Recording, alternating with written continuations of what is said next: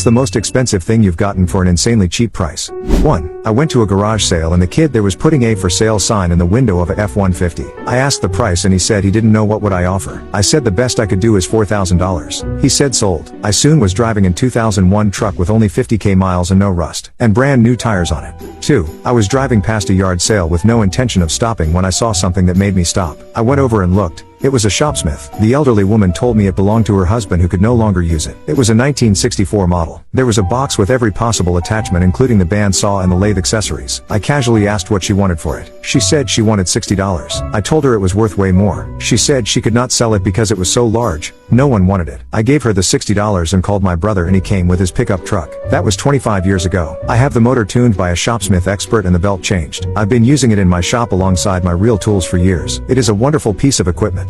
3. Not me, but my father. In the 1970s, he was in the army, stationed in Hawaii. He is a mechanic. He was waiting at a bus stop in front of a gas station. He notices another soldier pull up in an old Rambler. This soldier gets out of the car and starts cursing loudly, saying the car is a piece of S and so on. Curious, my father goes over to see if he can help, explaining he is a mechanic. The other soldier thanks him and says he is just so sick of the car, he will sell it to my dad for $5. Shocked, my father asks if he really wants to do that and the other soldier said yes, gave the keys to my dad, and went to catch the bus. My father said the car needed a bit of work, but once he got that done, it ran perfectly. He had it shipped back to the mainland once he was done in Hawaii and it ran well for several years. He finally sold it, at a profit. 4. It's 60 years later and I still have no explanation for it. My 1966 Chevrolet Chevelle SS 396 was stolen and recovered by the police a few days later with minor fender damage. I took it to Byrne Brothers Chevrolet in White Plains, New York, a dealership known for its performance work, to have the minor body work done. The service manager took me aside and asked if I would like a 427C engine installed at no charge to me. Being a speed-obsessed teenager, I said yes and didn't ask questions or tell my parents. The next day, he called me at home and got my approval to install a 4-speed transmission. Next came a Magneto, a Holley 3-barrel carb,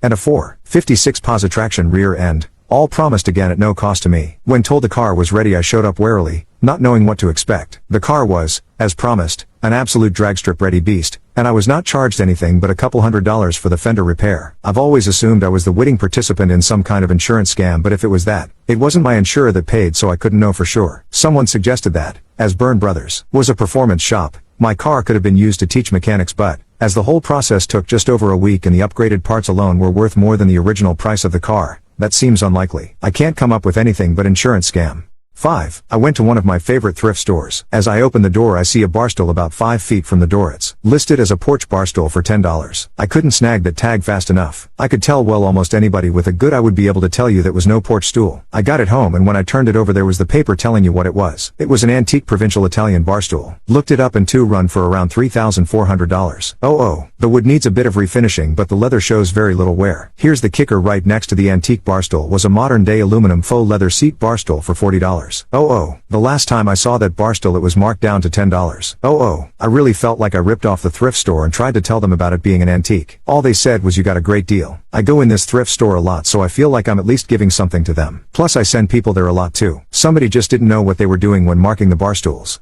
6. I once went to a property sellout auction. When a 3-ton truck came up for sale, the auctioneer wanted to start the bidding off at $5,000. He couldn't get a bid, so kept reducing the starting price by $100 at a time. Still no bid, so I sang out $100. He ignored me at first. I sang out again, so he started at $100. Another bloke thought it was too cheap, so he also started bidding. He gave up when it got to $1,000, so I bought a 3-ton truck for $1,000. A bit later I felt a tap on my shoulder and a chap asked me if I was the one that bought the truck. I said yes I was, and he asked me if I would take $3,000 for it. Bloody oath. So I made $2,000 profit without doing a thing. One other thing, at the same auction, the auctioneer held up a jar of pebbles. I recognized them as sapphires, because I used to dig for them as a hobby. Also no bid. I got it for $5. I took it with me the next time I went to the gem fields, and took them to an Indian buyer. They were only small stones but he still gave $500 for them. So that was also a good profit margin, from $5 to $500, not bad at all. 7. I walked into an estate sale once and saw this beautiful pool table and overhead stained glass light. I was so taken aback I asked if I could buy it. I was there to buy a 1963 split-window fuel-injected Corvette. which is rare enough by itself. The estate manager called the daughter as I stood there. The manager got off the phone and said I could have both pieces for $2,500. I agreed and happily paid for it. I got home and looked up what it was and found out it was a mid-1800s monarch made by Brunswick Bulky Colander. The value was north of $20,000. I called the estate manager the next day and offered more money, but they said we already agreed and the deal was done. I was so appreciative that I went back the next day and bought almost everything they had left to sell. Imagine what that pool table has been through. All 3,000 pounds of it still sits in my playroom.